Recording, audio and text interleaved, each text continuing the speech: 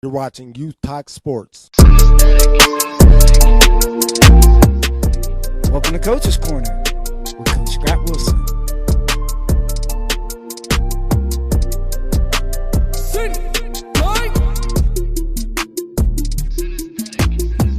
You're watching Youth Talk Sports. Youth Talk Sports.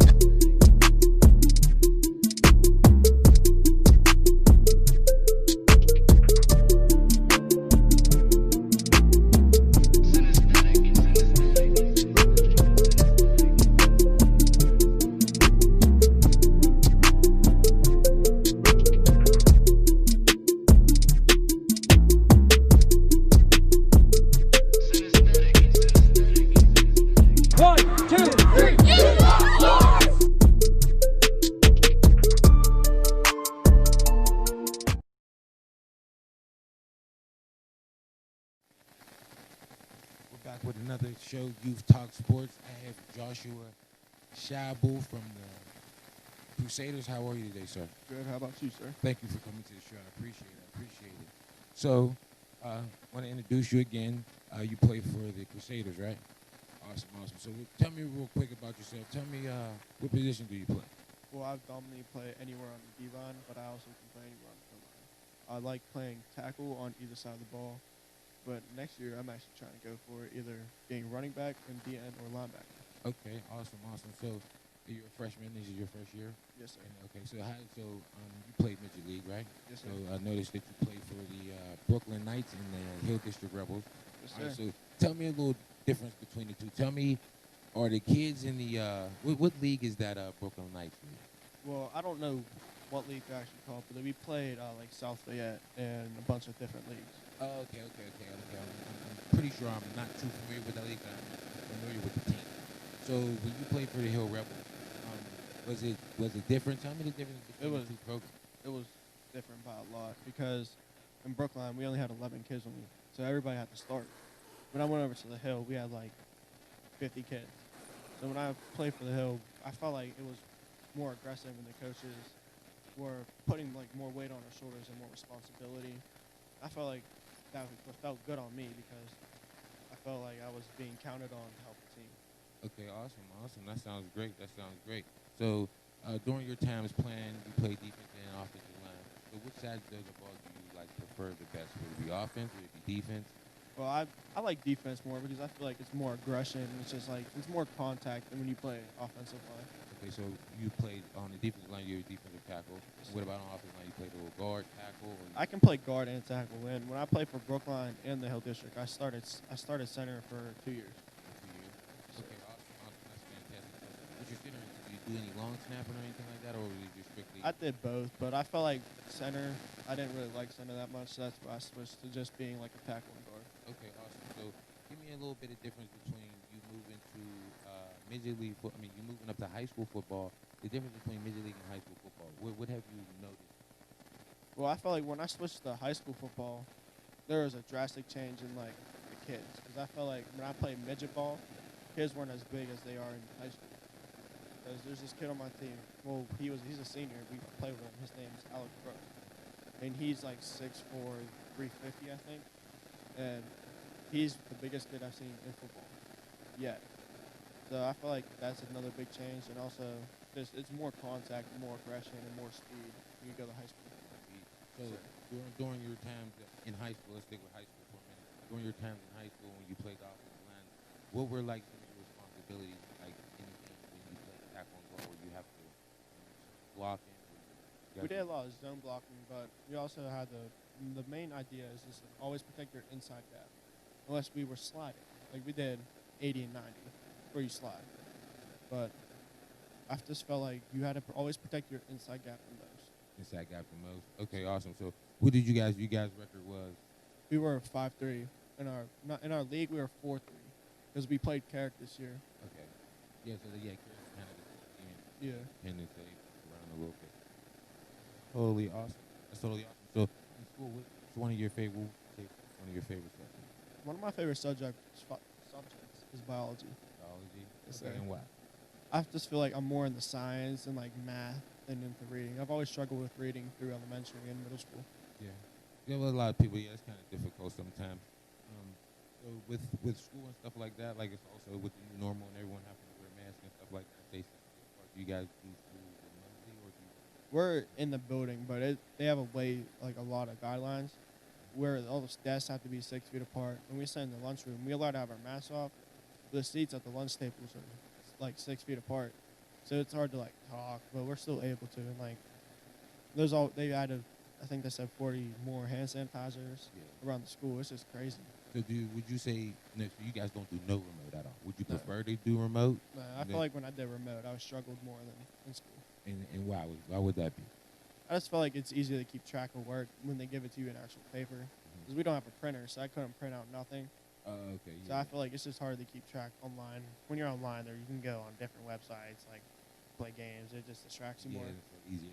Okay, yeah, that's definitely because I had a few. I guess last year they remote better because they don't have to be out there and they can do wrong. But that's interesting for the kids that are going to school. You prefer to go to school, but maybe you never know though. You might like remote. Have you guys ever did remote since you've been? Yes, in 8th grade we had to do remote, but I still feel like it was way too much. Okay, yeah. So, moving right along with everything, how do you like your coaching staff with your high school compared to youth football? The coaches. Well, I feel like in high school they put a lot more responsibility on you, and like they count on you more. But in youth league, I feel like they were able to get away with more like being out there like on the field and just like getting the kids more like hyped up and like antsy for the game. Yeah. Okay. Awesome. So, in moving on to your sophomore year, what can we expect from you? How have you grown from your freshman year to sophomore year in football? How do you think you've grown? I think I've grown a lot, like in my mentality towards the game, because I feel like now I know what I'm trying to go for and what I have to do to move forward in my high school football career. Okay, awesome. Do you know? So, is there any type of school that you would like to go to if once your year comes and pass?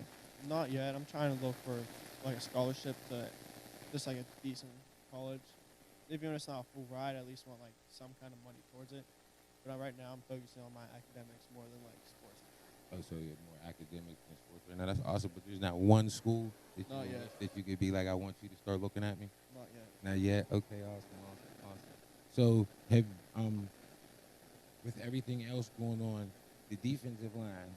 Tell me one thing. Give me a scenario where you played and it was one of the toughest games that you played throughout the season. I feel like when we played, I forget what they're called, Jeanette. We played Jeanette. I feel like the kids they produced some really big kids and like aggressive kids. So there was a kid about 6'3", 270. And he would play tackle, and they put me at end for that game. I was trying to go past him, like rip through him, and the kid just like full on pushed me to the ground. And like, I was not expecting that. So Jeanette has big players because I know they just won the is that single A? Yes. Yeah, they just won the single A Whitfield Championship Saturday. Yeah, I know they played a good Clarendon team too as well. Yeah. What about? Tell me another game where it was a little bit difficult for you to maneuver throughout the season. Give me another game. I feel like just like my first game in general, because I came in there thinking I was about to be all big and tough towards all these players, and then we got hit the first time, and I was not expecting that at all. Not at all. No. Okay, awesome. Sometimes you got to get woken up a little bit in order for you to. Yeah, I coach football myself, so I kind of understand that too. When it's your freshman year and you come in, coming off of a super powerhouse team like the Hill Rebels, you come in and you think you get the same thing and dominating a little bit different. Totally understand that. So you said you played a little bit of center, right? Yes, sir. So with center, tell me how you like that position. Did you do any long snapping or? When I played for Brooklyn, we did a lot of long snapping because with our quarterback, he was more of a runner and he had more speed than he was good at throwing, but he had more speed, so he ran more. So I feel like when we got that, we had a chance to be able to block, so he'd be able to get out or give a toss. But when I played for the Hill, when I played center, the quarterback had a great arm. He was able to throw. But I felt like I just didn't like center personally. I felt like it was more of a struggle for me. Okay. And why did you feel it was a struggle for you? What did you feel? Because my hands are super unsteady and it would be hard to snap. Oh, okay, I get it. I didn't like it snapping in the rain. I tried with gloves. Just couldn't get it. It's confusing. I can totally understand that. Well, Mr. Joshua, I want to thank you again for coming to the show. I want to let you know that I appreciate everything. It was a pleasure interviewing you, and I want to wish you a fantastic sophomore season. Thank you for letting me come. Thank you.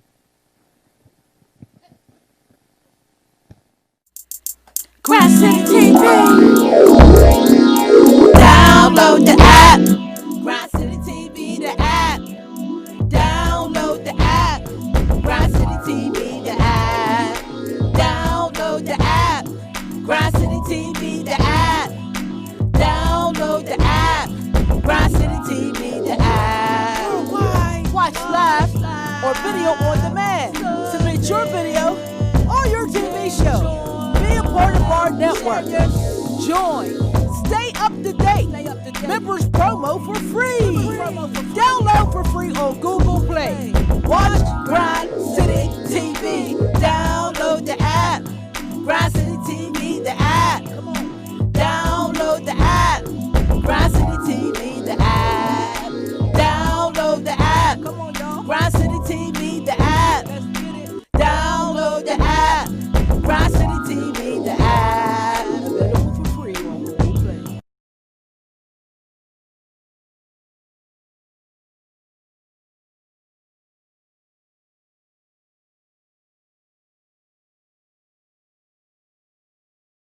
I have Gionna Oto. Welcome to the show. Hi, thank you for having me. Nice. Well, thank you for coming. So before we're going to jump right into it, I know that you're a softball player. So tell me, what position do you play?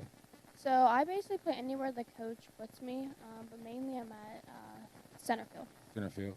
So do you like the outfield? I do. Any other positions do you like besides the outfield? Third base, shortstop. Okay, awesome. So I played a little bit of shortstop when I was younger. So tell me about the shortstop position that you like the most. Usually just backing up the third baseman as much as I possibly can. Basically just being there for the girl at any possible moment that I can. And just, I feel like more of the rundowns is what I like most of playing shortstop. Okay. So, or would you say you're an aggressive hitter, or would you say you're a conservative hitter? It all depends on the pitch that is thrown to me. Depend on if I can get the momentum going or not. So do you bat lefty or right? Both. Oh, so you're a switch hitter. Yes. So tell me which one do you feel so you bet better at? Or you better righty or lefty? It all really depends. I slap left and do those long slaps, but usually right is what I go for most if I want to go for a long ball. Okay, awesome. So tell me one thing about your coaches. Is there any coach, it could be youth, your high school career, which one of your coaches would you say inspired you to keep loving the game the way that you say? Definitely Jamie Stumey. She was one of my first coaches that really pushed me to do my best and to really put my heart into the game. She was the one that really pushed me to pitch.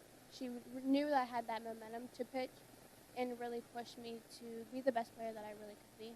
Yeah, okay, awesome. So, moving along, like I said, I had the same interview. I like to ask all the interviews. Give me a game where it was really, really tough for you and you had to overcome some adversity. Oh, that's a hard one. We've had a lot of really hard games. Most of it was just a lot of the players were travel ball players, and they really just knew how to play the game really well and were really smart with it.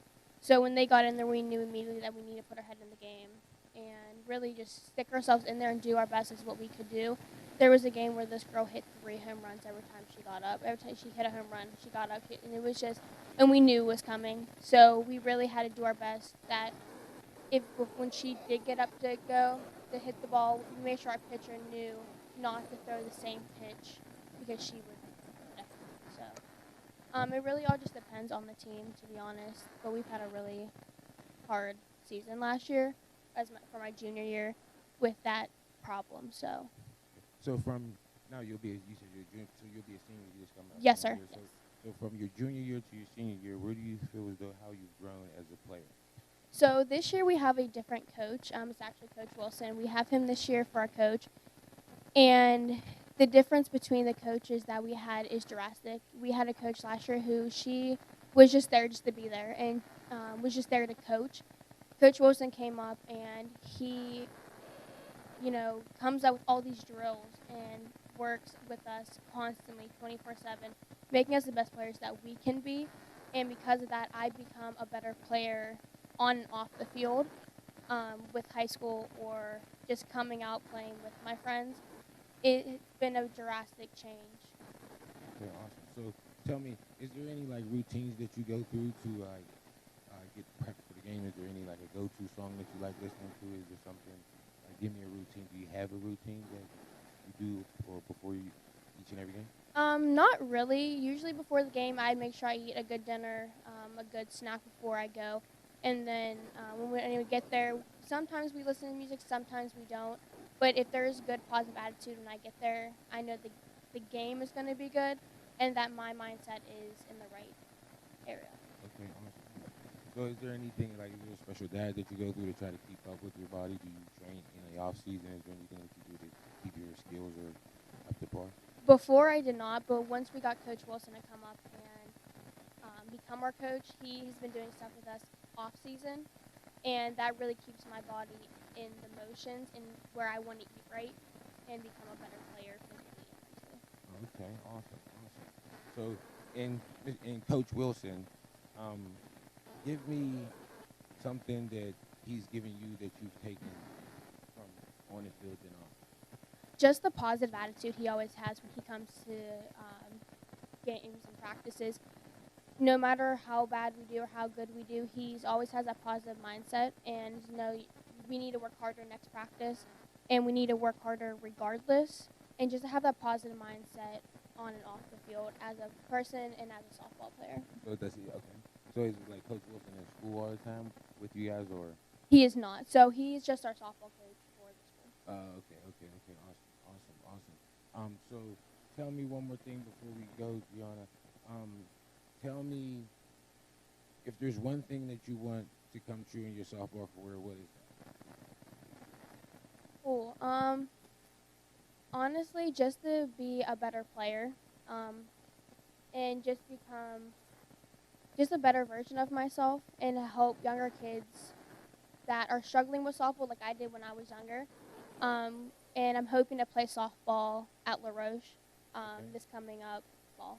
Okay, awesome. So La Roche is where you want to land? Yes, sir. So is there a couple other schools that you would like to land besides No, La sir. Roche? I just committed to La Roche on all right. Saturday. Oh, congratulations. Thank you. Congratulations. Thank you. Congratulations. That's awesome. That's awesome. So I want to thank you again for coming to Thank the you show. for having me. Want to wrap things up. We got to pay a few bills. We got the Coach's Corner next. And this is Youth Talk Sports. I'm your host, Coach Joey, and that's Gionna.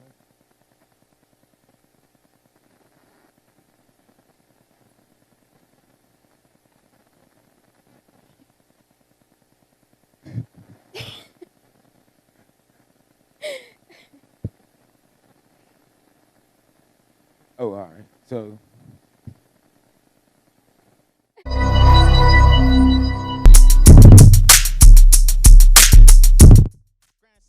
You are so dope. Grand City, baby. Grand City is where you want to come to get things done. Period. It's Grind City. GC Live for having me. Right here at Grind City.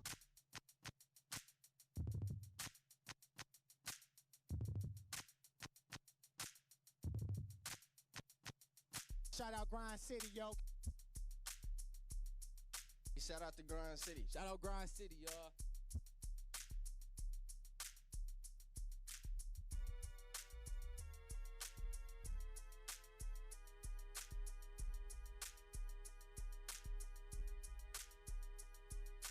Check it, view it. Love music, but what does music mean to you? Hey, go live TV Grind City.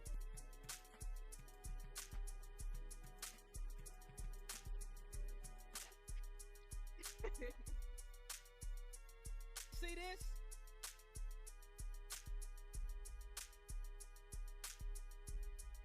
GC, hit us up, grindcity.biz. And that's it, ladies and gentlemen. Grind City, baby.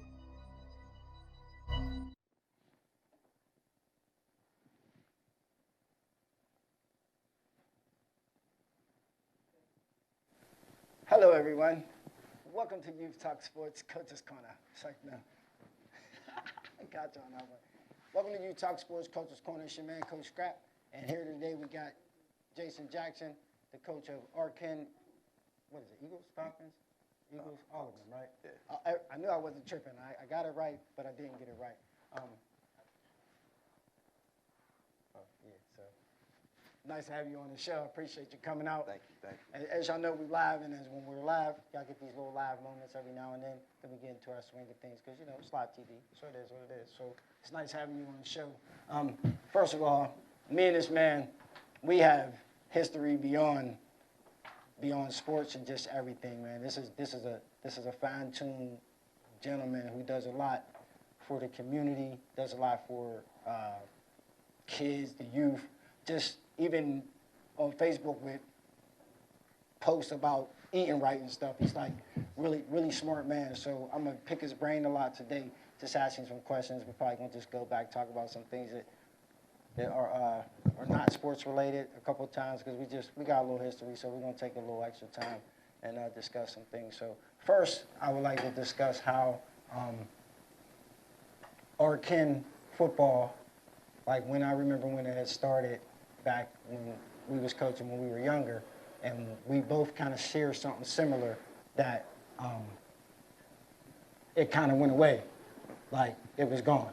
Right. And with the passion and the love, I believe, did you play for Arkin? Yes. So when you played for Arkin, my thought of it is that you believed that it was like a landmark to you and something that needed to be a staple in the community, and it would save and help young kids. So I remember you building the whole thing back up from the ground. Yes. Can you explain some of the trials and some of the things you did to build that up and get the community back together? Because I know it was pretty divided with different organizations and stuff. Yeah, for a minute, in New Kensington and Arnold, since they're neighboring cities, ever since you're young, it's always been Arkin football up there.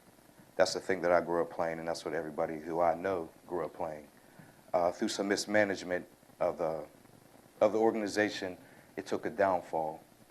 So it was off for about a year. So we sat around. At that time, I took my son, my youngest son, we played across the river, and I coached over there for 2 years. I love those children, but it just didn't feel right putting my time in a community right across the bridge when my own hometown was struggling and there was nothing for the children there. So I threw the idea out there a couple times on Facebook and out in the streets talking to people about starting it back up. And I held a community meeting at the local restaurant, and we put a team together. And once that started, there's no stopping now. So it's bigger and better. We raised close to $50,000, bought all brand new uniforms, brand new helmets, everything. We had about 160 kids participate through coaching and cheering. Okay. So that's awesome. Due to the COVID, we were down this year, but a lot of our kids played in different organizations. But we have a meeting this week figuring out how we're going to move forward. Okay, so one thing I do know, just in our future, again, like we got so much history that, you know, in this time when he was building it, when you were building an organization, you guys got in the Steel City League, and then you moved on this year, so you're a part of a new league. Yes. I don't know what the word I want to look for.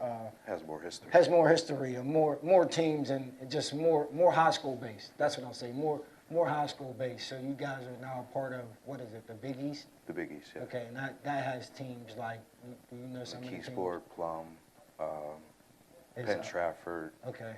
Gateway. Woodland Hills. Woodland Hills. Is Jeanette in that league? I believe so. Yeah, I believe Jeanette just came in our league too. Okay, so I know, man, you do so much stuff. So I also noticed that in your off season from Arkin, you took on another coaching position to coach and help assist with what's that, Valley Middle School? Yes. And y'all went undefeated, correct? Yeah. And you had basically like a phenomenal defense. We gave up less than 200 yards rushing and about 200 yards passing too. Okay, so a lot of those, what grade is that, 7th and 8th grade? Yes. Okay, so 7th and 8th grade, so that's a team of the future. In your coaching, as a coach, in your mind, are you okay with, are you looking to coach further down the road from like a high school head coaching position to possibly being a college coach, or are you just, you know, being a staple in the community and being that head coach and being that mentor and that guy for that certain level? Are you coaching to excel in coaching, or are you just coaching to excel in the community? To me, it's just always been a passion. So I've always been stuck on saying that I only do youth sports. And this year is my first year doing middle school sports, and I'm looking forward to get next year. So I really don't get set on what I will do. I wouldn't mind coaching for the rest of my life because that's one thing that I'm passionate about and that I like. Right. So that's what I would, that's how I would approach it, even in myself. Also, another thing that I think about a lot, I even talk about it because you know me better than a lot of people. Like, I don't really have a problem with kind of like expressing how I feel about something that just doesn't make sense. If it doesn't make sense, I kind of don't let it go untold. So, like, one thing I noticed with football is, I noticed you one time, you were teaching a different technique of tackling. I remember that was on a Facebook page, and I think there was like a debate of tackling, and you were teaching a different technique of tackling. Can you explain that technique? For sure.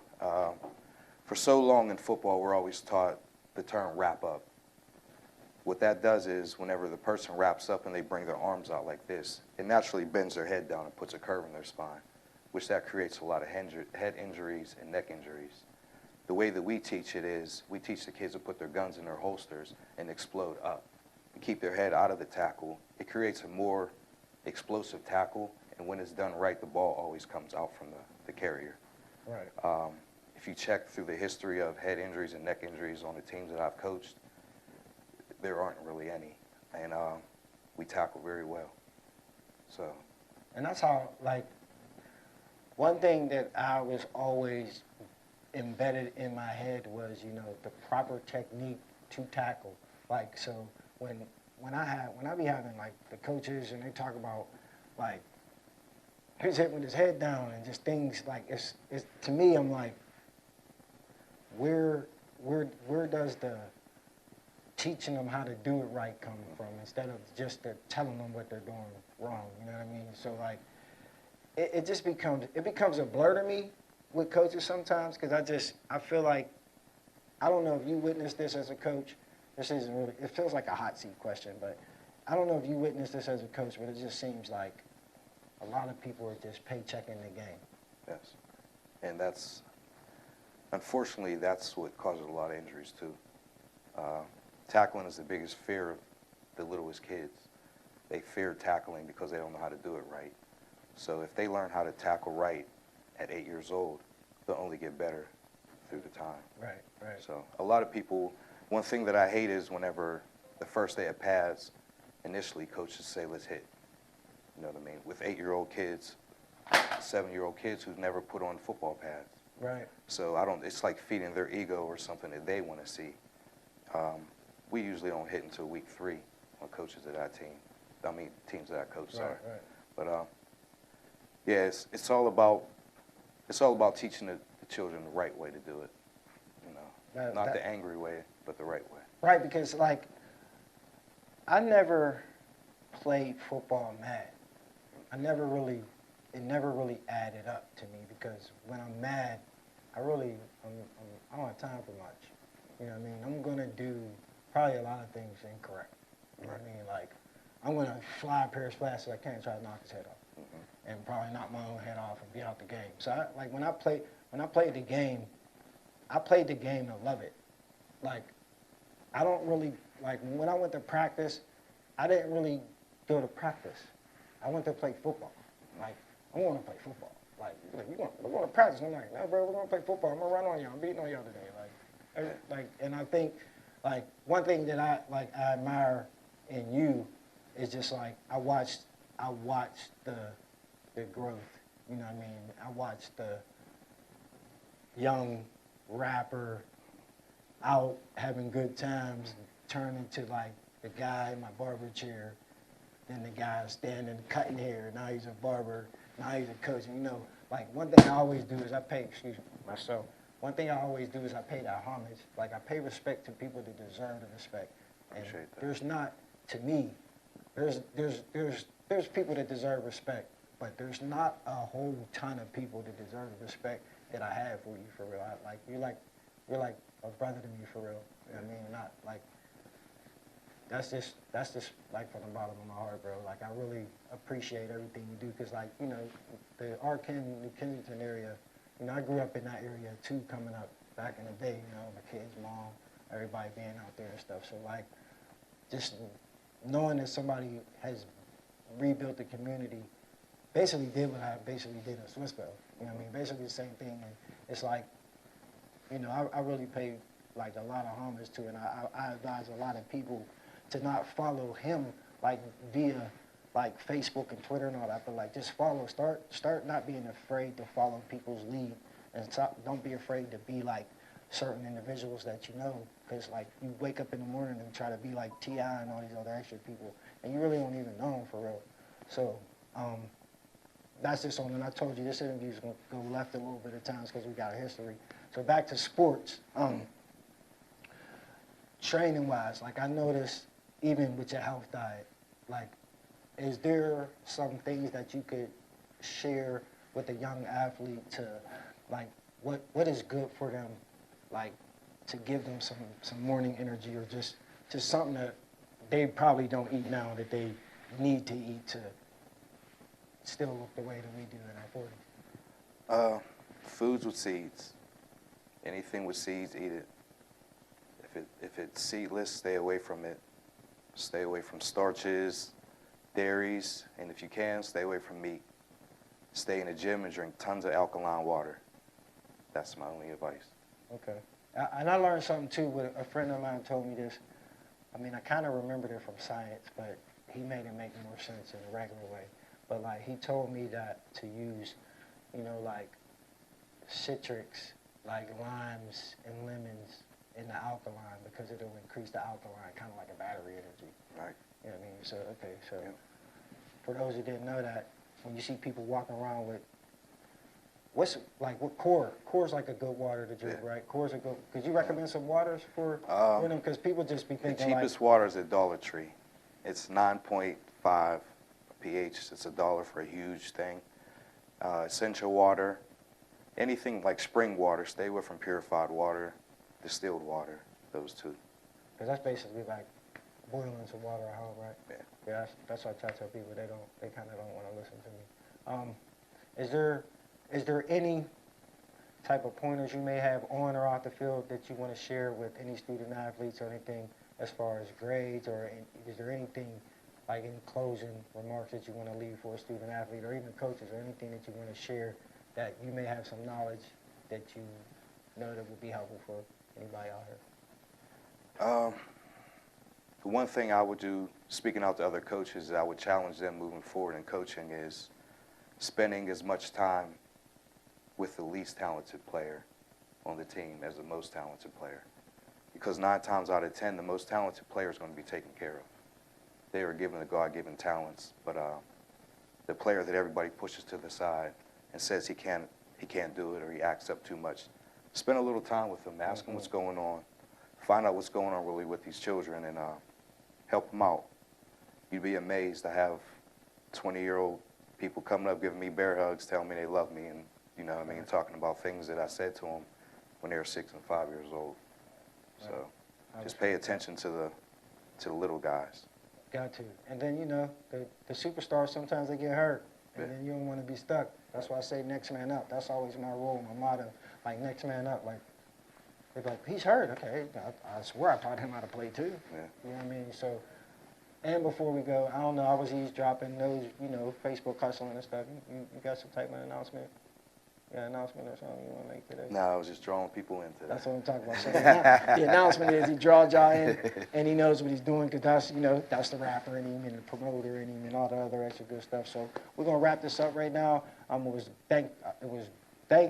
for having you on the show today. I really enjoyed chopping it up. We could have been here probably 24 hours. We got like that many years of history per minute, you know what I mean? So I really appreciate it, and on behalf of Youth Talk Sports Show, Grind City TV, we'll tune in next week, next Monday, and 6 o'clock p.m. If it ain't at 6 o'clock, just sit around and wait. Bees up. Grind City TV. Download the app. Grind City TV, the app. Download the app. Grind City TV, the app. Download the app. Grind City TV, the app. Download the app. Grind City TV, the app. Watch live or video on demand. Submit your video or your TV show. Be a part of our network. Join. Stay up to date. Members promo for free. Download for free on Google Play.